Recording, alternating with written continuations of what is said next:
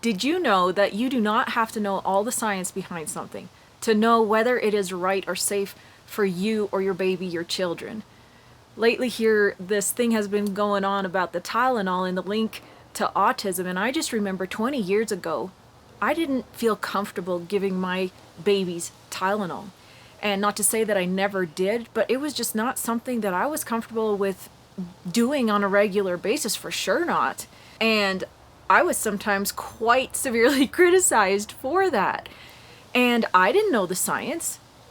I mean, I had maybe heard a few things here and there, but it definitely wasn't as prevalent or readily available for everybody to see as it is now. But yet there was something on the inside of me that I was like, I'm just not comfortable with this. And the biggest thing that I usually go to when I'm making decisions, and this is what I teach my doula clients and moms, is what agrees with original intent and design. Because I don't believe that God made mistakes. And that's not to say that there are never any new inventions, new things that God gives people ideas, right? That will help us, especially because we live in a society now where things are not like they were in the beginning, obviously. And so sometimes we need new gifts and inventions and things that help us adapt to the way things are now and still thrive. And so I'm not saying that that's never the case. However, I really believe that the more we go back to original intent, original design, and this is what I always talk about in terms of pregnancy and birth as well. What agrees with original design? What agrees with your physiological design? And what is going to help you align with that?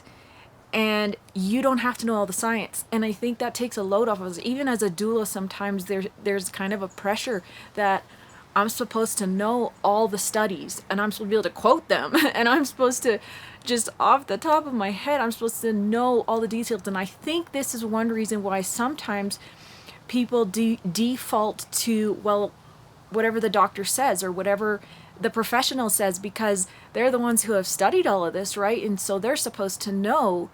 And instead of listening to the still small voice on the inside and asking ourselves what agrees with God's original design and intent, we easily feel like, well, we just don't know that much. We don't know it all, so we're going to default to what somebody else says. But I'm telling you, yes, the research is great. Yes, it helps us. Yes, professionals who know more than we do in a certain field can help us make informed decisions.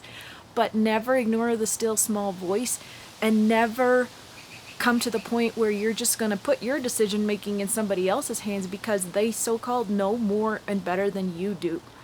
And trust that voice and trust in original design and intent.